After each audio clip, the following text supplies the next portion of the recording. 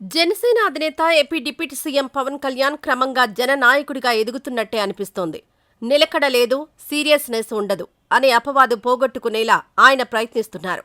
నిబద్ధత, నిజాయితీ గల రాజకీయ నాయకుడిగా తనని తాను మలుచుకునేందుకు అడవి తల్లి బాట కార్యక్రమాన్ని బాటగా ఉపయోగించుకున్నారు. ఇటీవలే పవన్ గిరిజన గ్రామాలకు రోడ్డు సౌకర్యాన్ని ఏర్పాటు చేసేందుకు అడవి తల్లి బాట పేరిట ఓ కార్యక్రమానికి శ్రీకారం చుట్టిన సంగతి తెలిసిందే. ఈ కార్యక్రమంలో ఉండగానే పవన్ చిన్న కుమారుడు మార్క్ శంకర్ సింగపూర్లో జరిగిన అగ్ని ప్రమాదంలో గాయపడ్డాడని తెలిసిందే. సాధారణంగా అయితే ఆ కార్యక్రమాన్ని రద్దు చేసుకుని సింగపూర్ బయలుదేరాలి. కానీ అలా చేస్తే ఆయన పవన్ కళ్యాణ్ ఎందుకవుతారు? ఓ తండ్రిగా తనలో ఉన్న ఆవేదన, బాధ, దుఃఖం అన్నీ పంటి బిగువున దాచేసిన పవన్ ఆ కార్యక్రమాన్ని ముగించుకున్న తర్వాతే కొడుకును చూసేందుకు బయలుదేరారు. దీంతో పవన్ పొలిటికల్ ఇమేజ్ అమాంతం పెరిగింది. తాను ఏదైనా అనుకుంటే ఎన్ని అవాంతరాలు ఎదురైనా కూడా పనిని పూర్తి చెయ్యనిది ఇంకో పనిలోకి దిగరు అనే విషయాన్ని ప్రజల్లోకి తీసుకెళ్లారు పవన్.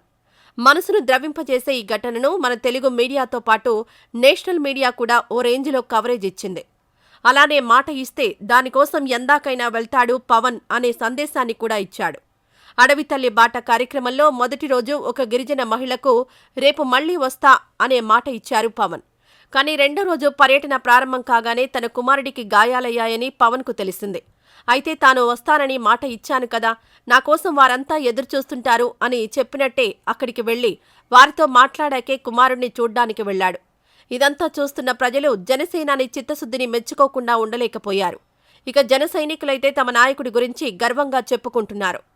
ఇంకో ఆహ్వానించదగ్గ విషయం ఏమిటంటే పవన్ కళ్యాణ్ చిన్న కుమారుడికి ప్రమాదం జరిగిందని తెలియగానే రాజకీయాలకు అతీతంగా చాలామంది స్పందించారు. ప్రధాని మోదీ, చంద్రబాబు, లోకేష్, పవన్, కేటీఆర్ లాంటి వారు స్పందించారు. వారితో పాటు పవన్ను రాజకీయంగా వ్యతిరేకించేవారు కూడా పవన్ కుమారుడు వేగంగా కోలుకోవాలని ప్రార్థిస్తూ పోస్టులు పెట్టడమే ఇక్కడ విశేషం.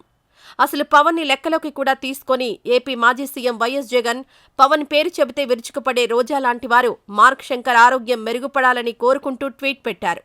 అలాగే చాలామంది వైసీపీ నేతలు కూడా స్పందించారు. రాజకీయాల్లో ఈ సహృద్భావ వాతావరణం అందరినీ ఆకట్టుకుంటోంది. ఈ విధంగా పవన్ కళ్యాణ్ చేసిన ఒక్క పని ఆయనకు రాజకీయంగా గౌరవం తెచ్చిపెట్టింది.